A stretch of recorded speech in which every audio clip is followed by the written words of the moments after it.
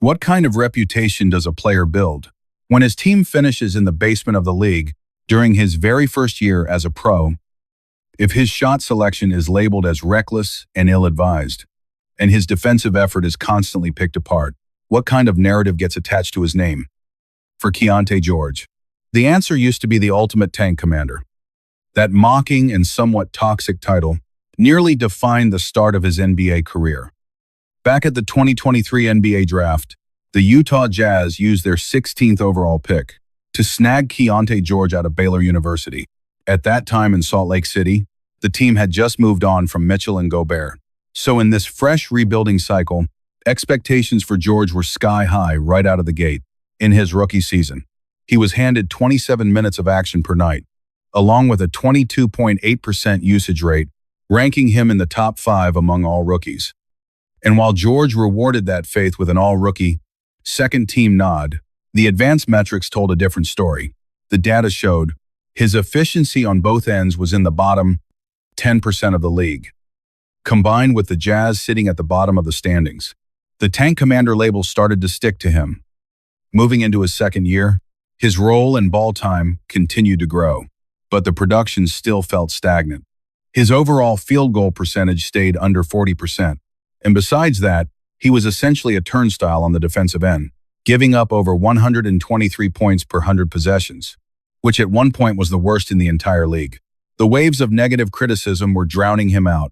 People only remembered the cold efficiency and the losses, choosing to ignore one very simple fact. He was just a 22-year-old kid, still trying to figure out the speed of the NBA game. Labels are easy to slap on a player, but tearing them off takes pure grit and sacrifice. George understood that better than anyone, and he made the choice to evolve. Throughout the 2025 offseason, the last lights to go out in the Jazz practice facility were usually for Keyonte. He knew he struggled finishing at the rim, and his shot selection was questionable.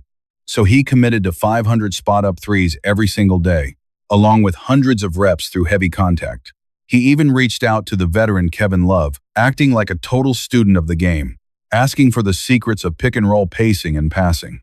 Meanwhile, the coaching staff brought him film of Shai Gilgeous-Alexander, breaking it down frame by frame, studying the offensive bag and rhythm of the new MVP.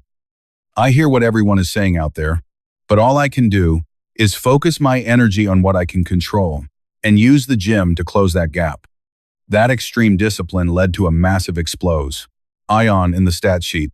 This season, George is pouring in 24.2 points a game, while dishing out nearly 7 assists, shattering all his previous career highs. But the real story is the leap in efficiency, shooting over 44% overall and 36% from deep, both marks being personal bests for him. You can clearly see it on the court. His offensive toolkit is becoming elite. His drive to the basket is more aggressive and decisive than ever, attacking the paint nearly 11 times a night, generating over 200 free throw attempts, ranking him 8th in the entire league. In the modern NBA, getting to the line is a mandatory skill for a top-tier scorer. And in that department, George has officially arrived. Combine that with his improved range from 3, and his true shooting percentage is coasting past 60%. At the same time, his decision-making with the ball has reached a new level of maturity. His assist rate has climbed to 31.4%, meaning when he is on the floor, 1/3 of the team's scoring starts in his hands. The version of Keyonte George we see now looks every bit like a franchise centerpiece. His offensive win shares jumped from a 0.4 as a rookie to nearly a positive 2.0, putting him right in the conversation with guys like Cade Cunningham. But even more valuable is his ability to close games. As of today, his scoring in clutch time averages over 4 points per game, ranking him 7th in the league, putting his name right alongside the biggest superstars in the game. From tank commander to the star of Salt Lake City, the journey of Keyonte George is a masterclass in proving the doubters wrong. He showed us that in this league, the labels thrown at young players are often just a rough sketch, not the final verdict.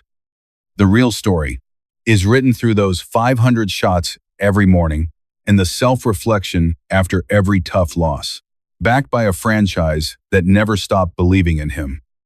Now the Jazz are planning to put it on paper, offering a $200 million max extension, which is not just a reward for what he is doing now, but a coronation of him as the future leader of this team.